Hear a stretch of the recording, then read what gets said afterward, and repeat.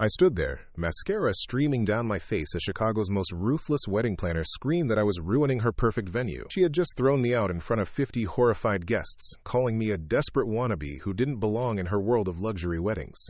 What she didn't know was that the devastated groom watching from the altar wasn't just any client. He was my fiancé of 2 years, tech billionaire Alexander Reed, and he was about to make a decision that would change everything.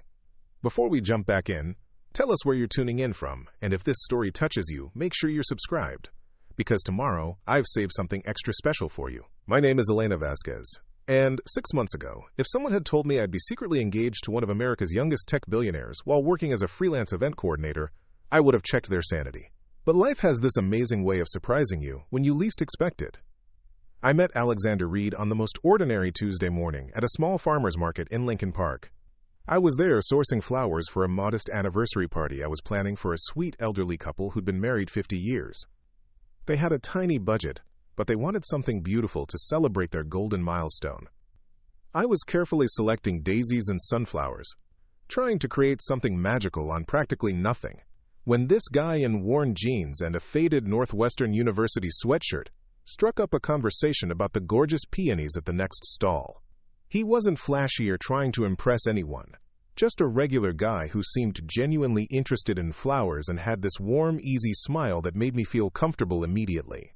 We ended up walking through the entire market together, talking about everything from sustainable farming to our favorite coffee shops. He helped me carry my flower purchases to my beat-up Honda Civic, and when he asked if I'd like to grab lunch sometime, I said yes without hesitation. Our first date was at a tiny Vietnamese restaurant in Chinatown, where the pho cost $8, and the owner's grandmother still made the broth from scratch every morning. Alexander, or Alex, as he insisted I call him, seemed to know exactly which dishes to order, and we spent 3 hours talking about our dreams, our families, our favorite books, and the places we wanted to travel someday. He was thoughtful, funny, and completely down to earth. Nothing about him screamed wealth or power. For the next 4 months, we fell into this beautiful routine. Coffee dates at independent bookstores, long walks along Lake Michigan, cooking dinner together in my tiny studio apartment where we'd watch old movies on my ancient laptop. Alex would show up in his jeans and hoodies, riding the L train just like everyone else, splitting the check at every restaurant we visited. He was just Alex, the guy who remembered that I liked extra foam in my cappuccino, and who would spend entire Sundays helping me set up events for clients who could barely afford my already discounted rates. The truth about who he really was came out in the most unexpected way. I'd been commissioned to coordinate a small corporate retreat for a local startup, 30 people, modest budget, simple team-building activities at a community center. I was setting up registration tables when Alex walked through the door wearing the same casual clothes he always wore, but suddenly everyone in the room was standing up straighter, checking their phones, whispering among themselves. That's when the startup's founder rushed over, practically vibrating with nervous energy, and said the words that made my world spin. "Mr. Reed, thank you so much for considering our acquisition proposal. We're honored that Reed Technologies is interested in partnering with us." I stood there holding a stack of name tags, watching my boyfriend of 4 months shake hands with executives and discuss million-dollar deals like it was the most natural thing in the world. Alexander Reed. Reed Technologies. The name I'd seen on Forbes covers and tech industry headlines for years. The 28-year-old who'd built a software empire from his college dorm room and was now worth more money than I could even comprehend. After the meeting, we sat in his car, which I now realized was a Tesla, not just some random electric vehicle, and he told me everything. How he'd started his company at 19 with a revolutionary data analytics platform. How Reed Technologies now employed over 3,000 people and had contracts with Fortune 500 companies across the globe. How his face was regularly on magazine covers and business news programs, which was why he'd been so careful to keep a low profile in his personal life. But what shocked me most wasn't the money or the success. It was his request. He wanted to keep our relationship completely private, at least for now. Not because he was ashamed of me, but because his world was complicated in ways I couldn't imagine. Every woman he'd ever dated publicly had been scrutinized, investigated, and ultimately harassed by media outlets looking for scandals. Business rivals would try to use personal relationships as leverage in negotiations. Even his family members had to be careful about their public appearances because everything got analyzed and dissected. He'd watched friends' relationships crumble under the pressure of public scrutiny, and he'd seen how quickly genuine love could get twisted into questions about gold-digging and ulterior motives. Neither of us wanted that poison seeping into what we'd built together. So we made a choice that seemed crazy to everyone who eventually found out about it but felt perfectly right to us. For the past 2 years, I've lived this incredible double life. To the outside world, I'm Elena Vasquez, freelance event coordinator who lives in a modest apartment in Wicker Park and takes the bus to client meetings. I plan quinceañeras for families who save for months to afford my services. I coordinate charity fundraisers for local nonprofits running on shoestring budgets. I help young couples create beautiful weddings with more heart than money, finding ways to make their dreams come true regardless of their limitations. But privately, I'm engaged to Alexander Reed, who proposed to me on a quiet beach in Michigan during a weekend getaway that we told everyone was separate solo trips. He gave me a ring that probably cost more than most people's houses, but I only wear it when we're alone together in his penthouse or during our secret weekend trips to places where nobody knows who he is. Preparing and narrating this story took us a lot of time, so if you are enjoying it, subscribe to our channel. It means a lot to us. Now back to the story. It's been the most beautiful, complicated, and sometimes lonely 2 years of my life. I get to experience this incredible love with an amazing man who treats me like I'm the most precious thing in his world, but I can't share that joy with most of my friends and family. I attend business events with him occasionally, but always as a +1 with a carefully crafted cover story about being a friend or distant colleague. I've learned to navigate conversations with billionaires and celebrities while pretending I don't go home to the same penthouse they're discussing in the society pages. The hardest part isn't the secrecy itself. It's watching Alex navigate a world where everyone wants something from him, where every interaction is potentially calculated, where he can never be sure if people like him for who he is or what he can do for them. I've seen him handle hostile takeover attempts and navigate complex business negotiations with incredible skill, but I've also held him when the isolation of wealth and power becomes overwhelming. We'd been planning our wedding for months, but even that had to be done carefully. We couldn't use any of the high-profile wedding planners who might leak details to gossip magazines or social media. We needed someone discreet who could create something beautiful without drawing unwanted attention. After weeks of research and quiet inquiries through Alex's business contacts, we found Vivienne Sterling of Sterling Luxury Events. Vivienne came highly recommended by several billionaire families who'd used her services for private celebrations. Her portfolio was stunning. Elaborate destination weddings, intimate ceremonies for A-list celebrities, corporate events that looked like they belonged in architectural magazines. She specialized in what she called exclusive discretion, which meant she could plan incredible events while maintaining absolute privacy for her high-profile clients. Our first meeting took place at Alex's penthouse on a Thursday evening after business hours. Vivienne arrived with 2 assistants and a presentation that took my breath away. She'd already researched our preferences, created mood boards that perfectly captured the romantic, elegant atmosphere we wanted, and outlined a timeline that would give us the wedding of our dreams while keeping every detail completely confidential. She was everything we'd hoped for in a wedding planner: sophisticated, experienced, and incredibly talented. Her silvery blonde hair was styled in a perfect chignon. Her designer suit probably cost more than my monthly rent, and she spoke with the kind of cultured authority that made you believe she could handle any challenge. When she talked about transforming the ballroom at the historic Chicago Athletic Association into our personal fairy tale, complete with imported Italian marble and hand-blown Venetian chandeliers, I could actually picture myself walking down that aisle. The only detail we kept from her was my real identity. As far as Vivienne knew, I was Elena Martinez, a successful marketing consultant who'd met Alexander through mutual business contacts.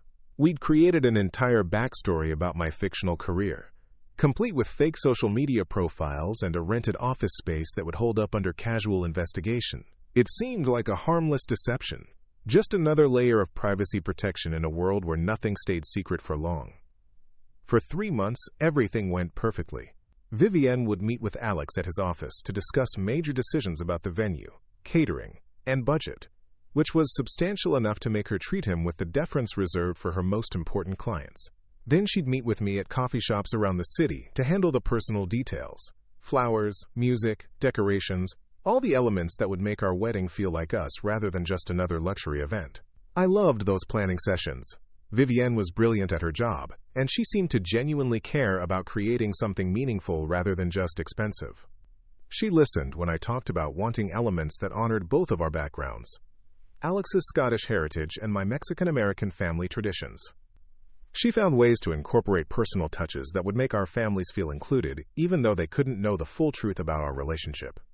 But I should have realized that someone as successful and well-connected as Vivienne Sterling would eventually start asking questions about the marketing consultant who was planning a $1 million wedding with one of Chicago's most eligible bachelors.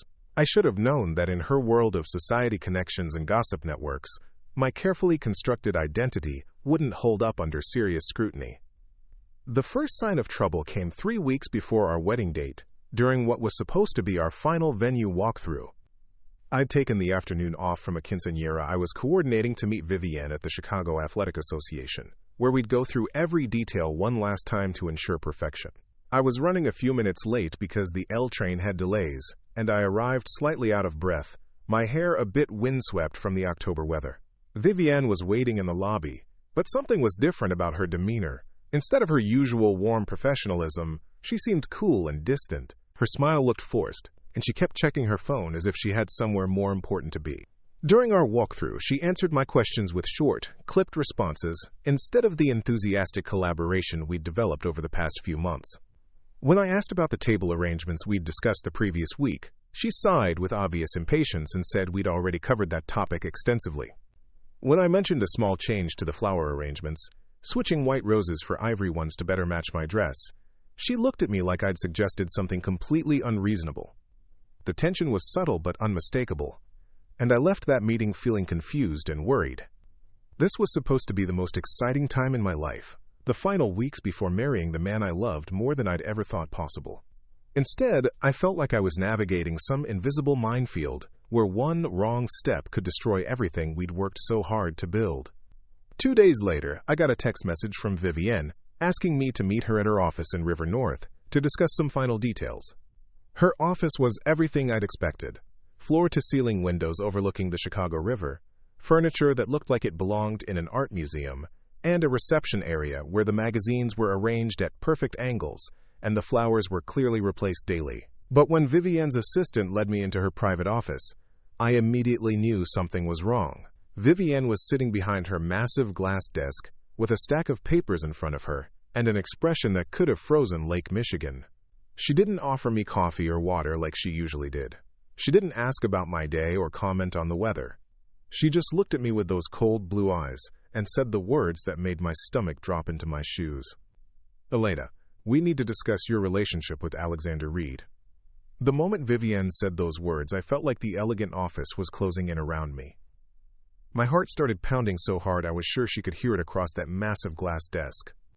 I tried to keep my expression neutral, but inside I was scrambling to figure out how much she knew and what this meant for our wedding, for our carefully guarded secret, for everything Alex and I had built together. "I'm not sure what you mean," I said carefully, buying time to think. "Alexander is my fiancé. We've been planning this wedding together for months." Vivienne's perfectly manicured fingers drummed against the glass surface as she studied me with the intensity of a prosecutor examining a hostile witness. The stack of papers in front of her seemed to grow more ominous with each passing second, and I found myself wondering what kind of research she'd been doing about me, about us, about the life I'd tried so hard to keep private. "Elena Martinez," she said slowly, emphasizing each syllable like she was testing how the name tasted. "Marketing consultant. Graduated from DePaul University with a degree in communications. Currently working for a boutique firm that specializes in small business marketing strategies." Each fact she recited felt like a small explosion in my chest. She was reading from my carefully constructed fake identity, the fictional life Alex and I had created to protect our privacy. But the way she was saying it, with that cold smile playing at the corners of her mouth, made it clear she knew exactly what it was. A lie. "That's correct," I managed to say, though my voice sounded strange and distant to my own ears. "Interesting," Vivienne continued, leaning back in her leather chair. "Because I've been in this business for 15 years, Elena. I've planned weddings for tech billionaires, oil heiresses, pharmaceutical executives, and entertainment moguls. I know this world inside and out, and I know the kind of women these men typically marry." She stood up and walked around her desk, her designer heels clicking against the marble floor like a countdown timer. When she reached the floor-to-ceiling windows, she turned back to face me, and the afternoon sunlight streaming through the glass created a halo effect that made her look almost ethereal, beautiful and terrifying at the same time. They marry socialites from established families. They marry successful executives who can be assets to their business empires. They marry women who already understand the pressures and expectations of extreme wealth. They don't marry mysterious marketing consultants who show up out of nowhere with no social connections and no verifiable background. My mouth felt like it was filled with cotton. Every instinct was screaming at me to get up and leave, to call Alex immediately and tell him what was happening. But another part of me, the part that had learned to navigate difficult clients and hostile vendors in my event planning business, knew that running away would only confirm her suspicions. "I don't understand what you're implying," I said, forcing my voice to remain steady. "Alexander and I fell in love. People from different backgrounds fall in love all the time. That's not unusual or suspicious." Vivienne laughed, but it was a cold sound that had nothing to do with amusement. She walked back to her desk and picked up the top sheet from her stack of papers, holding it up so I could see it was some kind of printed report with my fake photograph at the top. "Do you know what I found when I had my assistant do a deeper background check on you, Elena? Nothing. Absolutely nothing that holds up under real scrutiny. The marketing firm you supposedly work for has a website that was created 6 months ago. The business address leads to a WeWork space that's rented month to month under a shell company. Your social media profiles are recent and sparse, with no real personal history or genuine connections." She set the paper down and fixed me with that penetrating stare again.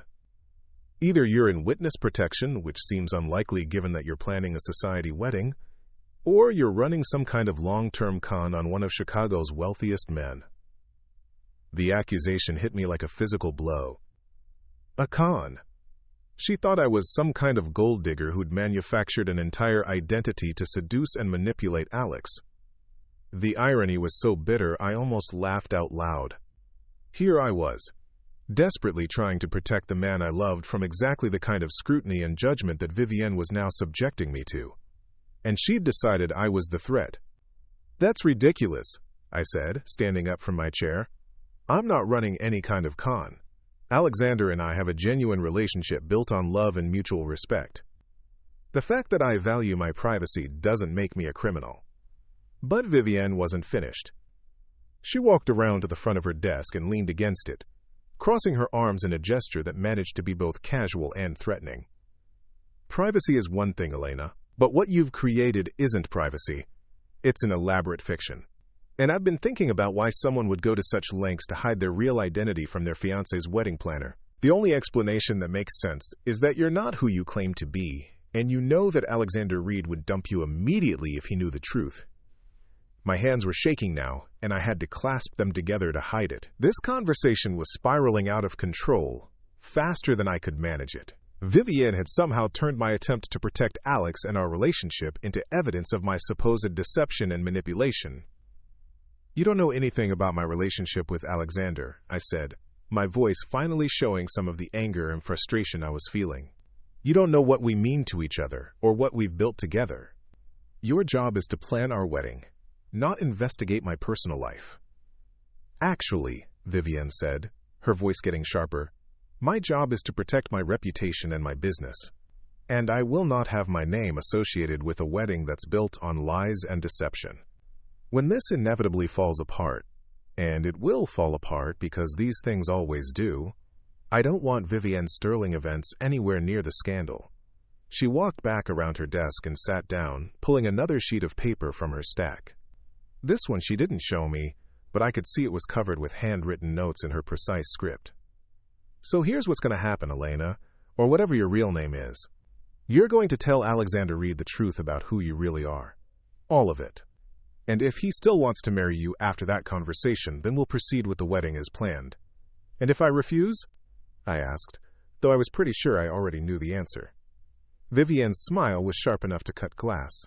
"Then I'll tell him myself, along with several other key people in his social and business circles, who should probably know that someone with a completely fabricated identity has gotten close enough to him to access his private life, his home, and potentially his business information. The threat was clear and devastating. She wasn't just talking about ending our engagement. She was talking about destroying Alex's reputation and potentially damaging his business relationships. In her world of gossip and social connections, a scandal like this could follow him for years. People would question his judgment, wonder what other security vulnerabilities he might have, speculate about what information I might have had access to during our relationship. "You have 48 hours, Vivienne continued, checking her watch with theatrical precision. "The wedding is in 3 weeks, which gives us just enough time to cancel all the arrangements and deposits if necessary. But I won't wait longer than that to resolve this situation." I stood up on unsteady legs, feeling like I'd just been hit by a truck. Everything I'd worked so hard to protect, Alex's privacy, our relationship, our future together, was crumbling around me because of one person's suspicions and threats. "This is wrong," I said quietly. "You're making assumptions and jumping to conclusions about things you don't understand. You're threatening to destroy something beautiful because it doesn't fit your narrow expectations about how wealthy people should live their lives." But Vivienne had already turned her attention back to other papers on her desk, dismissing me like I was an annoying interruption to her busy day. 48 hours, Elena. Don't make me remind you again." I walked out of that office building in a complete daze, barely aware of the bustling River North streets around me. People were rushing past in their business suits and designer coats, heading to important meetings and expensive dinners, living the kind of sophisticated urban life that I'd been pretending to be part of for the past 2 years. But now I felt like a fraud, in ways I'd never experienced before. Not because I'd been dishonest with Alex. We'd made the decision about privacy together, and it was protecting both of us. But because someone like Vivienne could look at me and immediately see that I didn't belong in her world of wealth and status, no matter how much I loved the man who did belong there. I found myself walking aimlessly through downtown, trying to process what had just happened and figure out what to do next. The logical part of my brain knew I should call Alex immediately and tell him about Vivienne's ultimatum. We'd faced this together, the way we'd faced every other challenge in our relationship. But another part of me was terrified about what this revelation would mean for him, for his business, for the carefully structured life he'd built. As I walked past the luxury boutiques and high-end restaurants that filled this part of the city, I started noticing things I'd never paid attention to before. The way other women my age were dressed in clothes that probably cost more than I made in a month. The casual confidence they carried themselves with, like they'd never questioned whether they belonged in these spaces. The easy way they interacted with salespeople and servers, expecting excellent treatment as their natural right. I'd always been proud of my ability to adapt and fit in wherever I needed to be. Growing up in a working-class family had taught me to be resourceful and resilient. Building my own event planning business from nothing had required creativity, determination, and the ability to make clients feel confident in my abilities regardless of my budget limitations. But walking through River North after Vivienne's threats, I felt like every person I passed could see right through whatever facade I'd been maintaining. By the time I reached Alex's building, it was almost evening. The doorman recognized me and waved me through to the private elevator that led to the penthouse, the same route I'd taken hundreds of times over the past 2 years. But tonight, even that familiar journey felt different.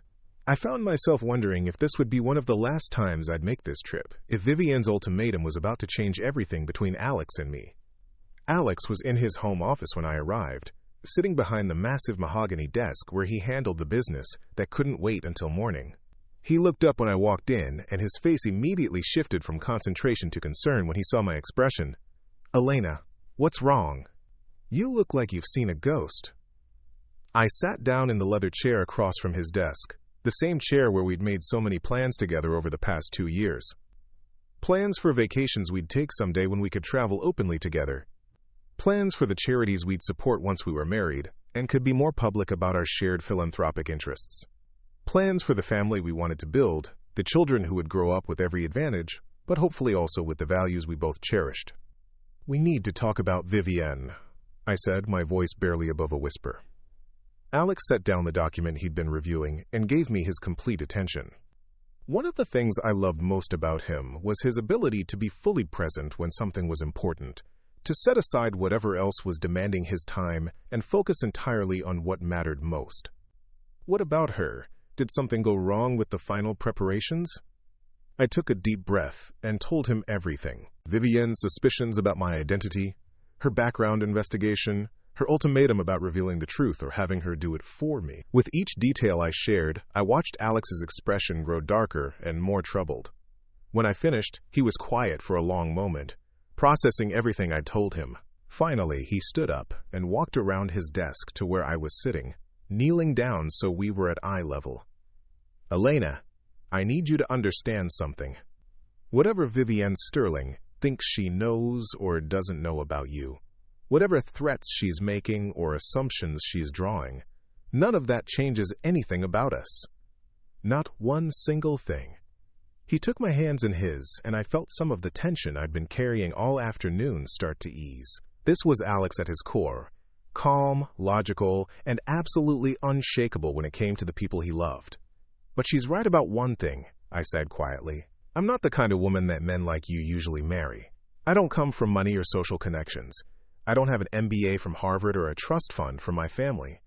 I'm just Elena from Little Village who learned to plan events because I was good at making something beautiful out of practically nothing." Alex's grip on my hands tightened, and there was something fierce in his eyes that I'd only seen when he was negotiating particularly difficult business deals. "Do you know what I see when I look at you? I see the woman who spent her own money to upgrade the flowers for that elderly couple's anniversary party, because she wanted their celebration to be perfect. I see someone who works 18-hour days to make other people's dreams come true, even when they can barely afford to pay you. I see the person who makes me laugh harder than anyone else ever has, who challenges me to be better than I was yesterday, who loves me for who I am rather than what I can buy for her." He stood up and pulled me to my feet, wrapping his arms around me in the kind of embrace that made me feel like nothing in the world could hurt me as long as we were together. "Vivienne Sterling can investigate and threaten and make all the assumptions she wants, but she doesn't get to decide who I love or who I marry. That's between you and me, and no one else has a vote." We spent the rest of that evening talking through our options and making decisions about how to handle Vivienne's ultimatum. We could fire her and find a new wedding planner, though that would mean postponing our ceremony for months. We could call her bluff and see if she'd actually follow through on her threats. Or we could take control of the situation ourselves and reveal the truth on our own terms. But even as we talked through strategies and contingencies, I couldn't shake the feeling that this was just the beginning. Vivienne had identified something that other people in Alex's world would eventually notice too, that I didn't fit their expectations for who belonged in their exclusive circles. And if we were going to build a life together, we'd need to figure out how to handle that kind of scrutiny and judgment, not just from wedding planners but from business associates, social acquaintances, and maybe even strangers who decided they had opinions about our relationship. That night, lying in Alex's arms in the bedroom overlooking the Chicago skyline, I made a decision. Whatever happened with Vivienne, whatever challenges we faced from his world of wealth and status, I wasn't going to hide anymore.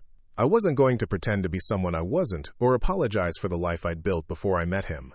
I was Elena Vasquez, event planner from Little Village, and if that wasn't good enough for people like Vivienne Sterling, then that was their problem, not mine. Little did I know that within 72 hours, I'd have the chance to prove exactly how much backbone and dignity I really had. Up next, you've got 2 more standout stories right on your screen. If this one hit the mark, you won't want to pass these up. Just click and check them out. And don't forget to subscribe and turn on the notification bell so you don't miss any upload from us.